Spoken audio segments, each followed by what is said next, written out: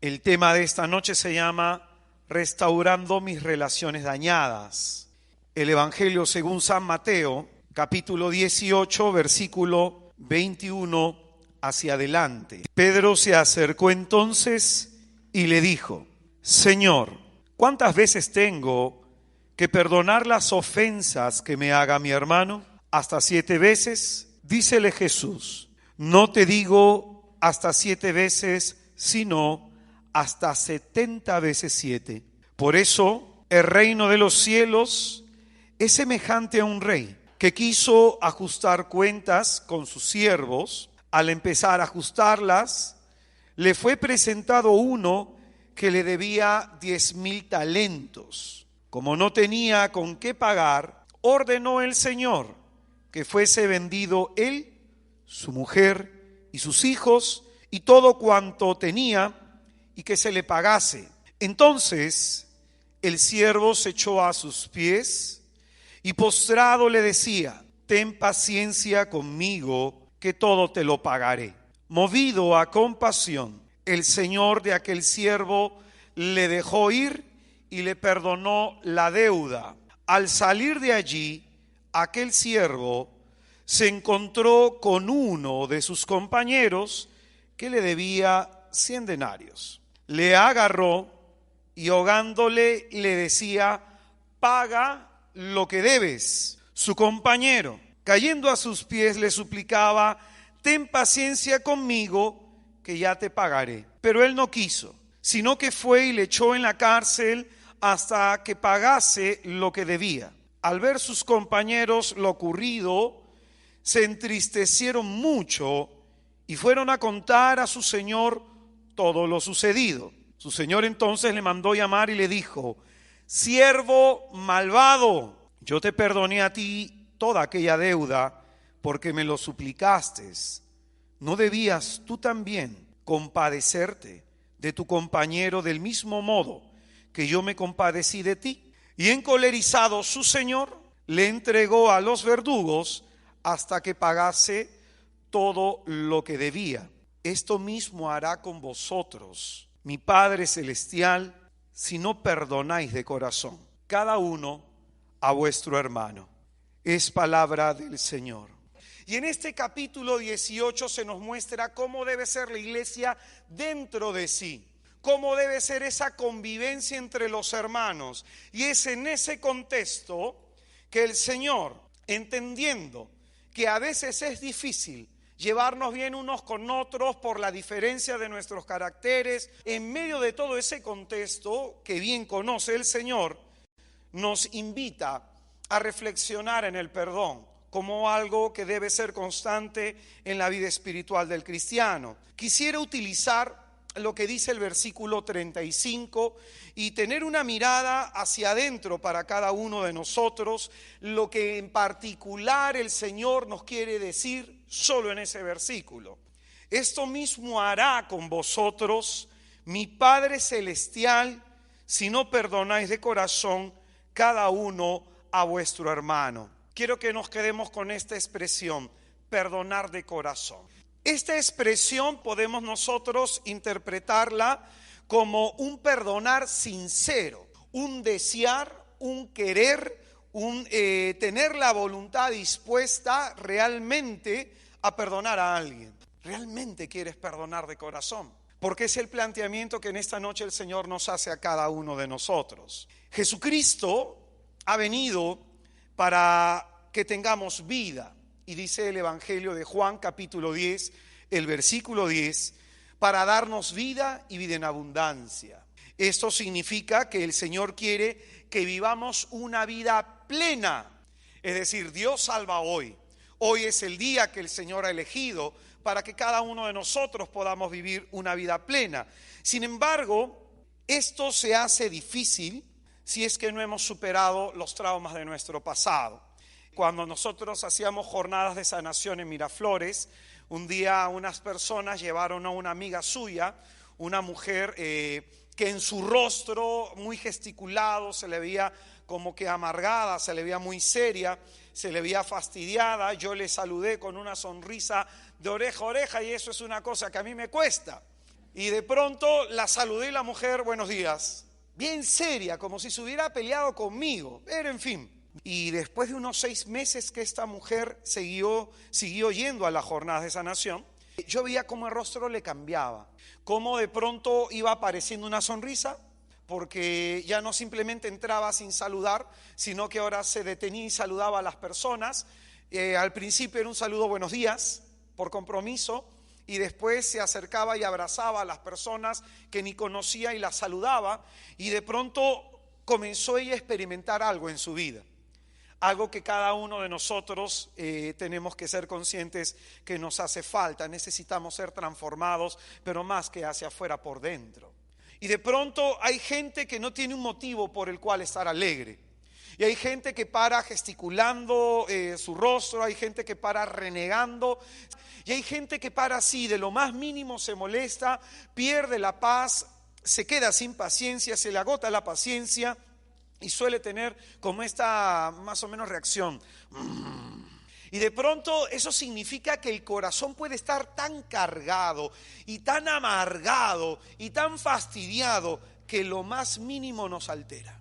Por eso, hermanos, se hace necesario para que podamos vivir una vida plena en Jesucristo, que dejemos el pasado en el pasado. La palabra de Dios nos dice en 2 de Corintios capítulo 5 versículo 17: el que está en Cristo es nueva creación.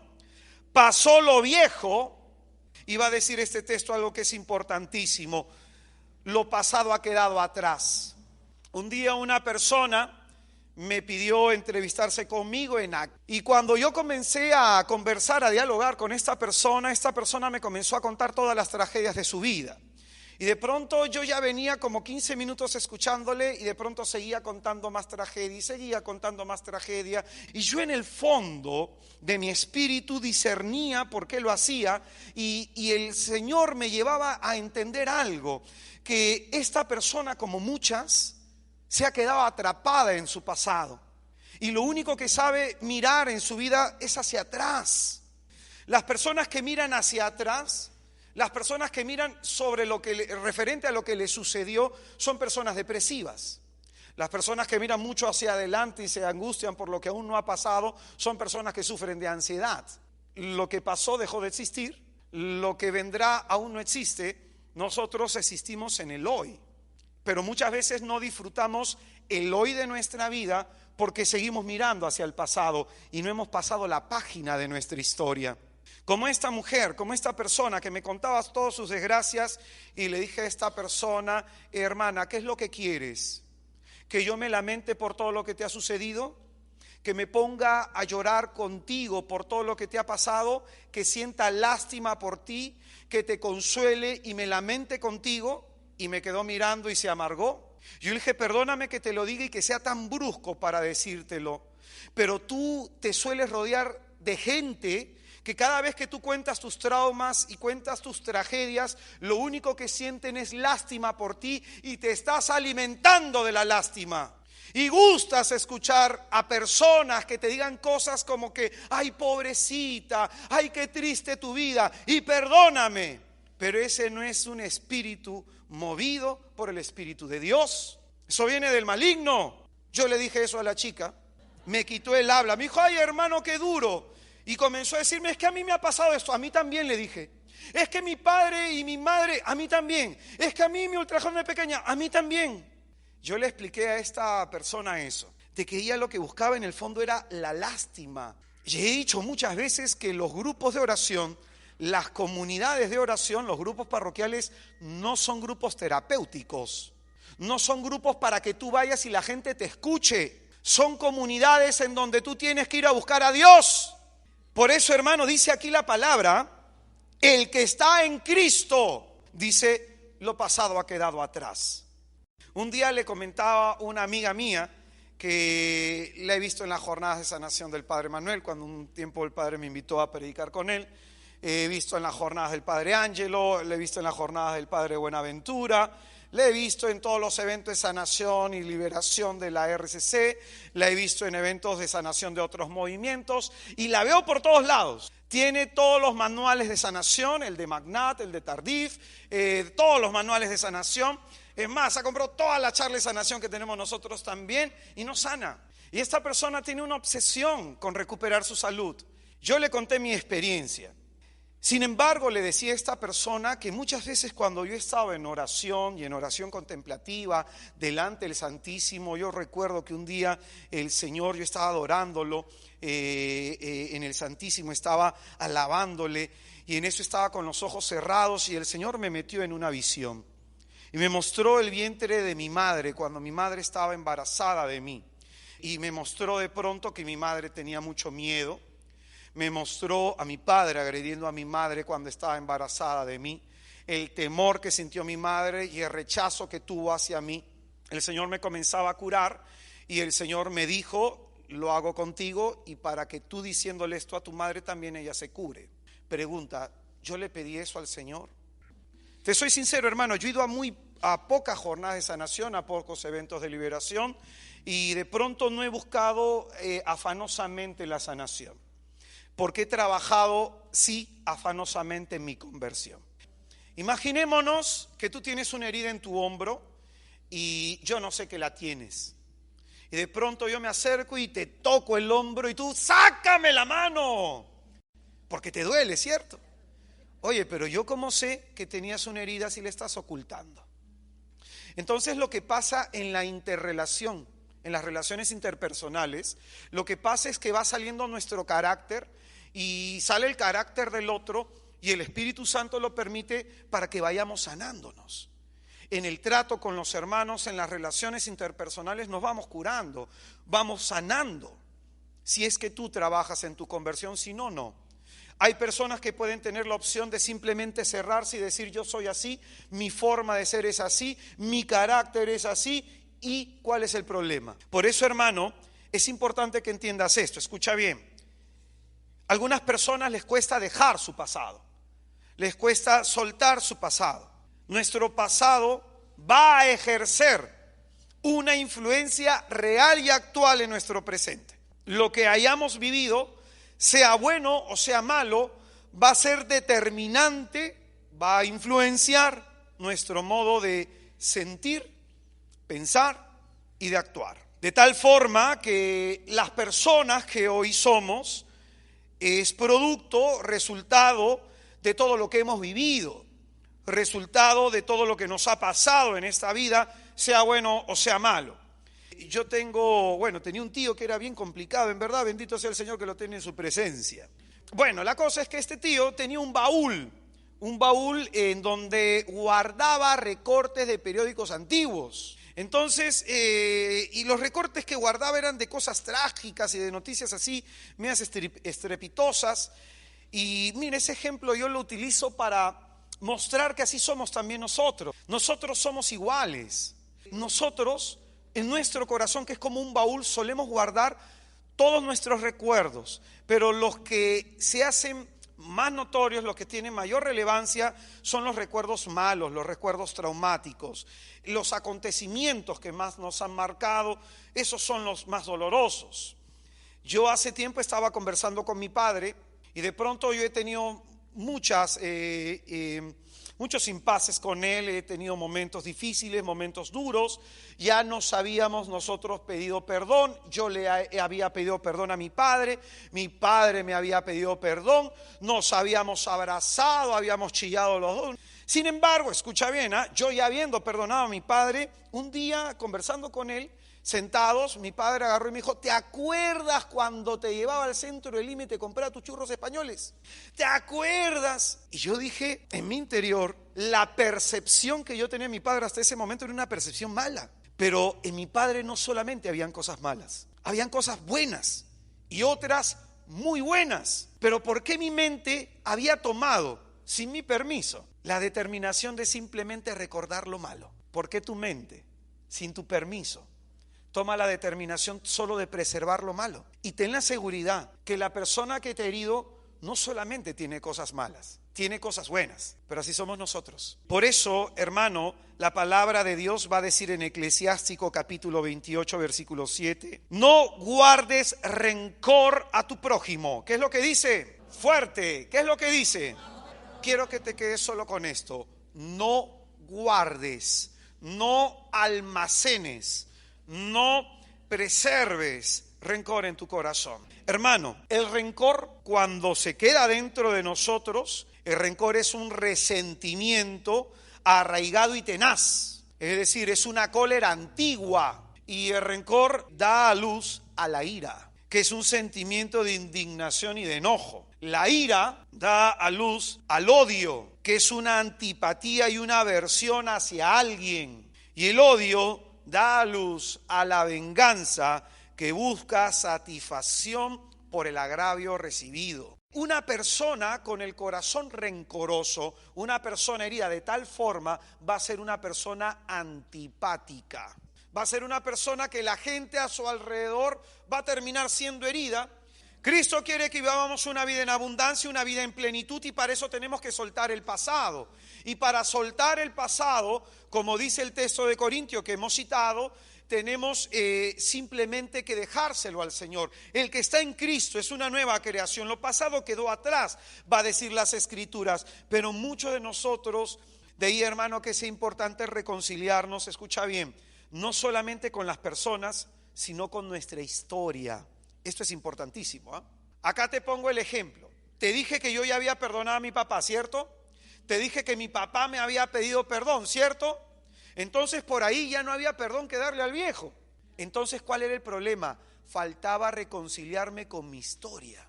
Faltaba aceptar el hecho de lo que me había pasado. Faltaba entender la situación. Por eso muchos de nosotros, aún estando en el Señor, seguimos teniendo una vida negativa de nuestra vida. Para darnos cuenta qué es lo que nos ha herido de nuestro pasado, simplemente fijémonos cómo herimos nosotros en el presente. Nosotros herimos a través de la herida que nos han ocasionado. Le estaba dando un retiro a 5 personas y una persona nos llevó la comida. Una señora había cocinado, nos llevó la comida de una señora que tenía una sonrisa de oreja a oreja. Una señora feliz. Yo siempre he visto, hay gente que te enamora con su sonrisa, hay gente que tiene una sonrisa, ves unos choclos grandotes, ¿no?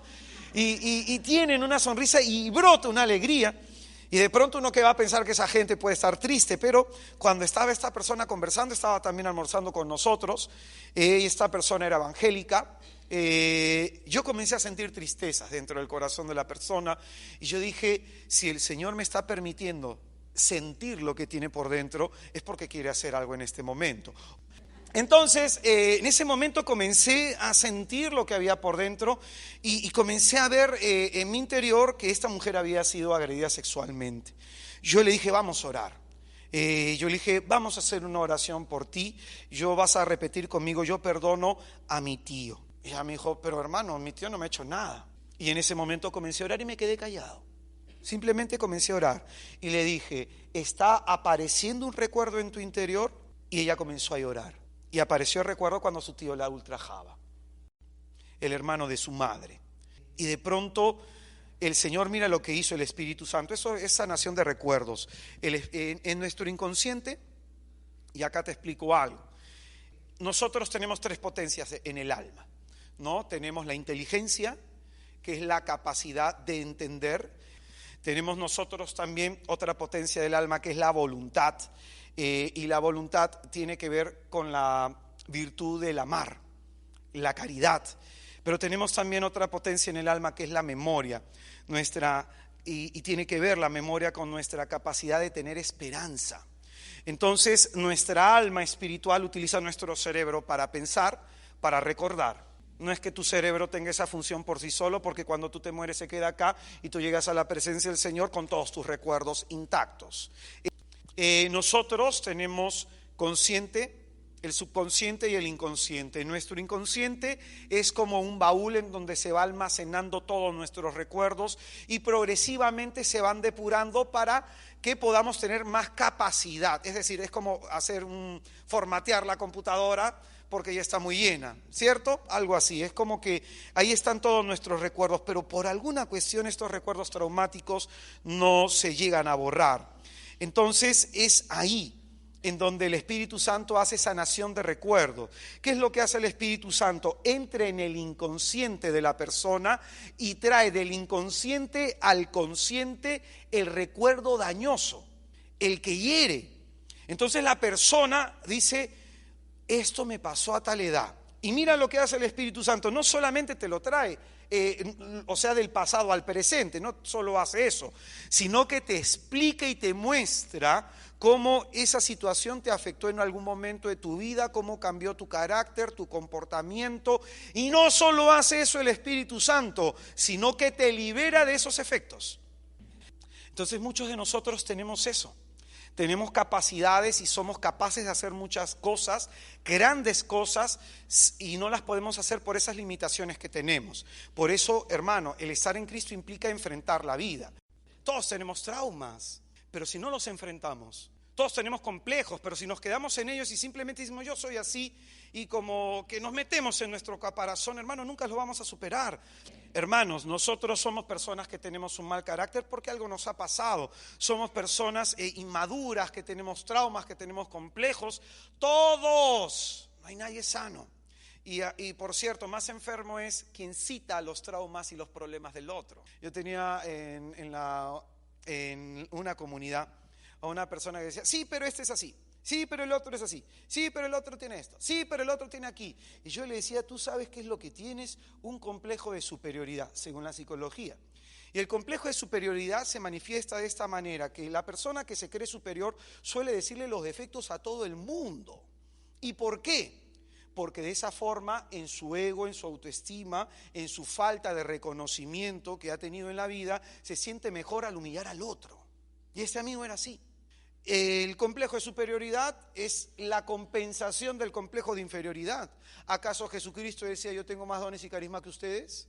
Pero fíjate, aquella persona que ve la desgracia del otro, que ve la miseria en el otro, que ve el defecto del otro, tiene un problema en sí. De la forma como nosotros veamos nuestro pasado va a ser crucial para que podamos sanarnos.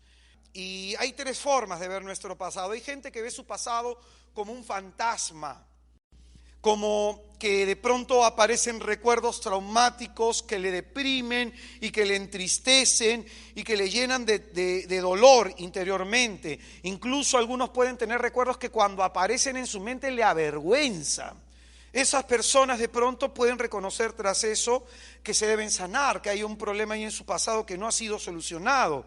Esos recuerdos que aparecen fugazmente y que deprimen o que avergüenzan, empobrecen la vida, es un impedimento para disfrutar la vida hoy. Hay gente, otro grupo de gente que va a ver su pasado, su historia, como algo que no quiere recordar. No, de mi pasado no me hables. Oye, ¿cómo fue tu relación? No, mejor no me hables. Cuando alguien dice eso, significa que el dolor está actualizado. Significa que el dolor es actual, que la herida está abierta, que aún no se ha trabajado en esa herida y que por miedo a que nos duela, simplemente no queremos mirar. Y esto es lo peor. De los tres grupos que te voy a decir, esta es la persona que va a tener más problemas, porque con esta persona no se puede hacer sanación de recuerdos. Porque es obvio, si te viene un recuerdo vas a sufrir un momento, vas a llorar, pero eso que está haciendo es para curarme. Ese recuerdo tiene que aparecer, se tiene que mostrar las áreas de dolor para que sean tocadas por el toque amoroso del Espíritu.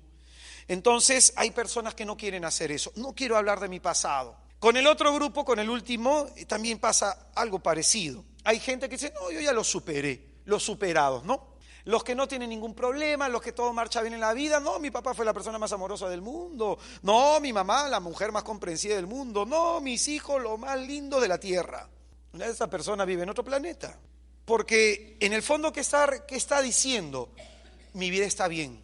Pero lo está diciendo de una forma tan compulsiva, tan obsesiva. No te metas con mi historia, no quiero ver mi historia, está bien.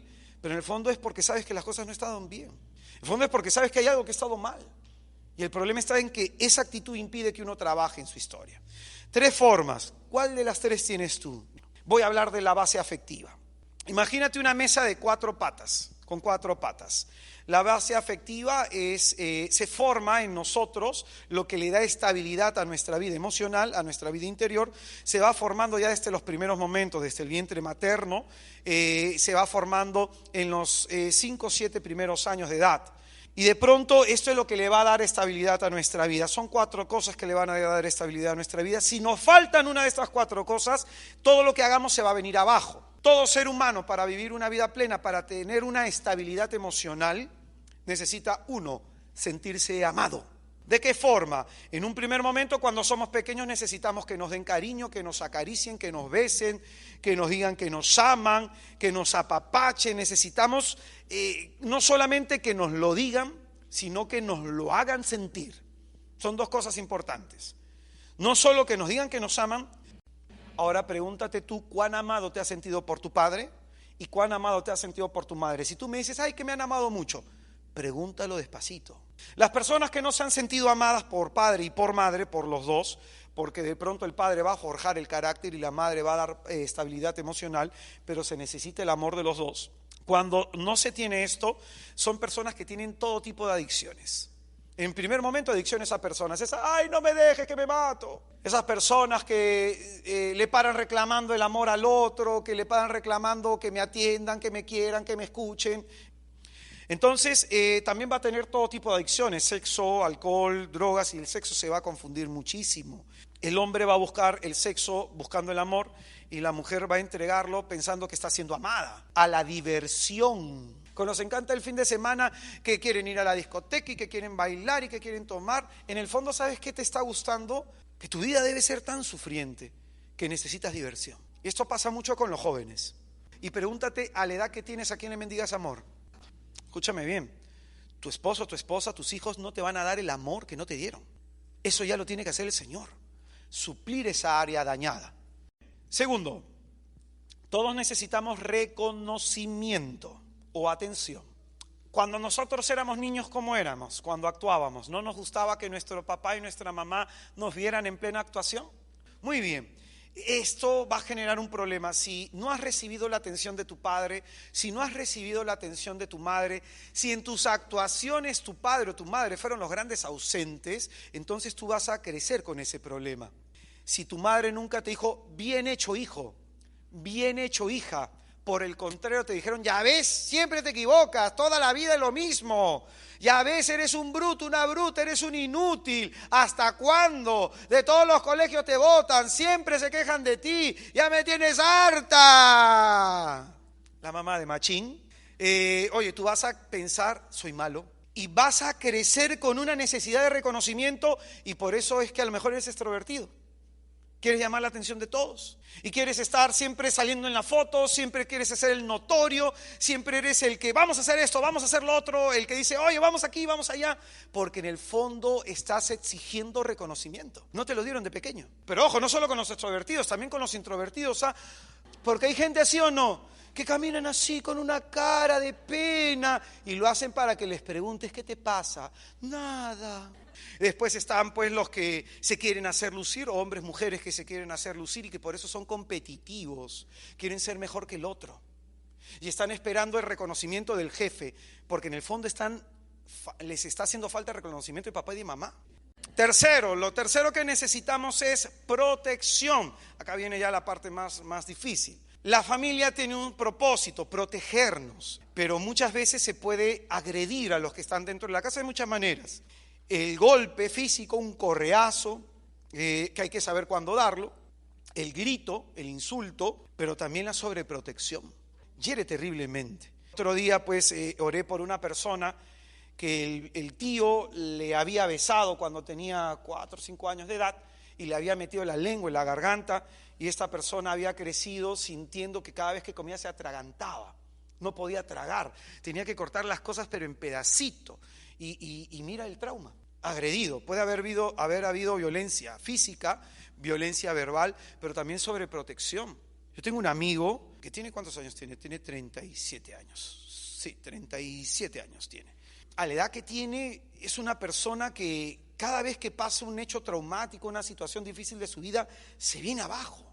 Y es por la sobreprotección de su padre, por la protección de su madre. Entonces la sobreprotección, no hagas esto, no hagas lo otro, cuidado aquí, cuidado allá.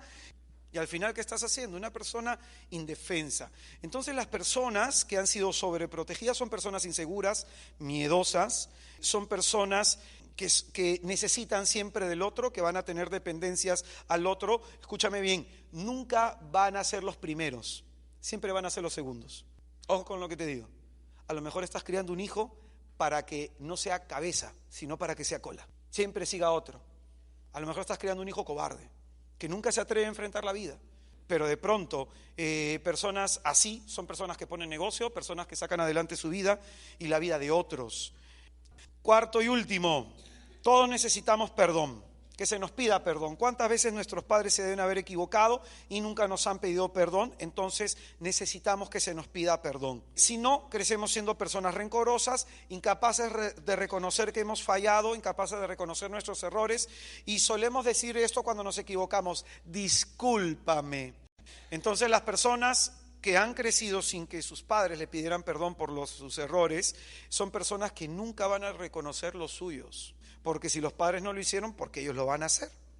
Claves para perdonar. 1, reconocer que algo nos ha herido. No se puede perdonar y no se puede trabajar en la sanación interior si no hay reconocimiento de que hay algo herido en nosotros, algo dañado en nosotros. 2, decidir querer trabajarlo. Porque de pronto yo sé que hay traumas en mi vida, pero me importa un pepino trabajarlos. No quiero trabajarlos, quiero seguir así, es mi forma de ser. 3, hacer un juicio de la persona que nos hirió. Tener un prejuicio de la persona que nos hirió, qué malo que fue, qué mala que fue, no me amó. Oye, hay muchas personas, y sobre todo en hijas lo veo, que se hieren tanto con la mamá, que llegan a pensar que la mamá no le ama. En el caso de los varones no pasa, el varón con su padre no pasa esas cosas. Nuestra psicología y nuestra afectividad es distinta. A mí mucha gente me ha dicho: hermano, mi mamá no me ama. Muchas mujeres, pero no lo escucho de hombres. Nunca he escuchado a un hombre que me diga, bueno, por ahí uno que otro, ¿no? Pero muy pocos, muy pocos. 4, aceptar la situación. Aceptar que lo que me ha pasado, me ha sucedido, no puedo borrar el pasado. Yo no puedo simplemente decir esto no me pasó. El aceptarlo significa poner de mi parte para superar la situación, enfrentar el hecho. En 5 lugar, aplicamos lo que es el perdón. Perdonamos a la persona y le entregamos al Señor el recuerdo. 2 cosas. En el proceso de sanación es importante 2 cosas. Perdonar a la persona que nos ha agredido, lo que ya hemos dicho, pero en segundo lugar es reconciliarnos con el recuerdo, con el acontecimiento. Tenemos que trabajar también en el acontecimiento. Dice la palabra de Dios en Eclesiastés capítulo 3 versículo 15, Dios restaura el pasado. De tu parte y de la mía nos toca perdonar a la persona que nos ha ofendido. Entonces lo que pasa en nuestro inconsciente es que el recuerdo físico y la emoción está amarrado. Por eso cada vez que tú recuerdas ese hecho traumático te viene el dolor antiguo. Lo que hace el Señor, nuestro Dios, es que el recuerdo quede, pero la emoción dolorosa se vaya. Que hay veces y hay actos que no podemos perdonar. Sin embargo, el Señor, cuando dice que perdonemos de corazón, no nos está diciendo siente ganas de perdonar. El perdonar de corazón es, aunque no puedas, debes querer hacerlo. Entonces, tú no puedes perdonar un hecho traumático si has sido agredido sexualmente por alguien y especialmente por un familiar. Tienes toda la razón. Acá se trata medicina, hermano. Aunque no te guste la medicina, la tienes que tomar, porque te va a curar. De guardar en nuestro corazón ese dolor, se trata de que todo lo guardado en el corazón se lo dejemos en las manos del Señor. Hermano, acá te quiero decir algo, que es la última herida que tuvo Jesús en la cruz. La última herida que le hicieron a su cuerpo. El corazón. El Señor sabe lo que se siente tener el corazón roto, y hasta literalmente hablando. Por eso dice el Salmo 147 en el versículo 3, Él sana al que tiene el corazón roto.